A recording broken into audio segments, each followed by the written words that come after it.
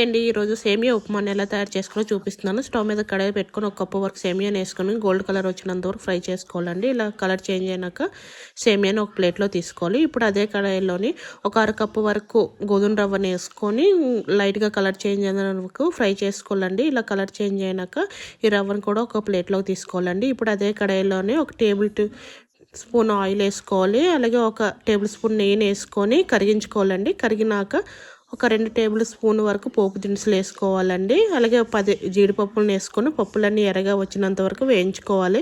ఇలా పప్పులన్నీ బాగా వేగినాక ఇక్కడ పెద్ద సైజు ఆనియన్, 10 పచ్చిమిరపకాయలు, 2 కరివేపాకు రెమ్మలు, 1 ఇంచు అల్లాన్ని సన్నగా తరుక్కొని వేసుకోవాలండి.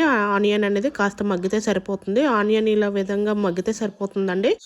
ఇప్పుడు కప్పు సేమియాకి 1/2 కప్పు రవ్వకి నేను ఇక్కడ 4 కప్పుల వరకు వాటర్ని వేసుకుంటున్నానండి. వాటర్ని వేసుకొని ఇందులో రుచికి సరిపోయినంత సాల్ట్ని వేసుకొని మూత పెట్టుకొని ఈ వాటర్ అనేది బాయిల్ అవ్వాలండి. ఇలా మరుగుతున్న వాటర్లో మనం ఫ్రై చేసుకున్న సేమియాని వేసుకోవాలండి.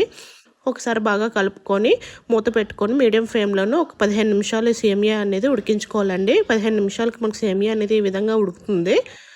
ఇలా ఉడుకుతున్న సేమియాలోని సేమియా కలుపుతూ రవ్వను వేసుకోవాలండి. ఉండలు కట్టుకుంటూ ఉంటుంది. ఇలా కలుపుతూ వేసుకోవడం వల్ల ఫ్లేమ్ అనేది సిమ్లో పెట్టుకోండి. స్టవ్ ఫ్లేమ్ అనేది ఇలా కలుపుతూ వేసుకోవడం వల్ల రవ్వ అనేది ఎక్కడ ఉండలు కట్టుకుంటూ ఉంటుందండి.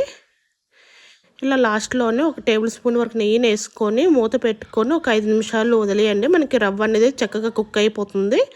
5 నిమిషాల తర్వాత ఇదిగోండి నేను ఓపెన్ చేసి చూపిస్తున్నాను. సేమియా రవ్వ బాగా కుక్ అయిపోయాయండి. ఇప్పుడు ఈ విధంగా స్టవ్ ఆఫ్ చేసుకొని చట్నీతో కానీ పచ్చడితో కానీ సర్వ్ చేసుకోవడమేనండి. వీడియో నచ్చితే లైక్ చేసి ఛానల్ ఫాలో చేయండి. Thank you for watching.